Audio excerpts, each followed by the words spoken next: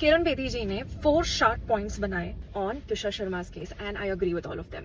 But जो last point है जहां पे वो कहती हैं कि जब वो खुद कमा रही थी तो वो खुद वहां से उठ के क्यों नहीं आ गई, बिकॉज वो मेंटली उस जंजीर में बंधी हुई है which is impossible to break. और ये बनाने वाले समाज है जो हमें ये बोलते हैं बार बार कि एडजस्ट करो, तुम नहीं कर पा रही हो, हम सब तो करते हैं, हम सबसे तो होता है, ऐसे ही होती हैं चीजें, थोड़ा बहुत कॉम्प्रोमाइज करना पड़ता है। बस यहीं पे basically any such woman fails, क्योंकि उसे समझ ही नहीं आता है कि जब सोसाइटी मुझे ये कह रही है, जब मेरे घर के लोग ये सब सारी चीजें कह रहे हैं, तो मैं अकेले कैसे निकलूं इस चीज से।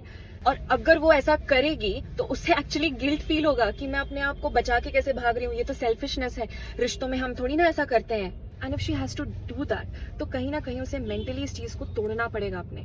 और यहीं पे हम बात करते हैं मेंटल इमोशनल हेल्थ की। हम इसीलिए इस चीज को इतना इम्फेसाइज कर रहे हैं कि अगर आप अपने बच्चों की शादी करा रहे हो, चाहे वो बेटा हो चाहे बेटी, नहीं भी करा रहे हो, तो मेंटल इमोशनल हेल्थ इंपॉर्टेंट है। हमने बस उसे समझा दिया कि एडजस्ट कर लो, हमने बस उसे समझा दिया कि चीजें ठीक हो जाएंगी, से कुछ नहीं होता है। हमें लगता है हमने समझा दिया, सामने वाले ने समझ लिया, ऐसा नहीं होता है।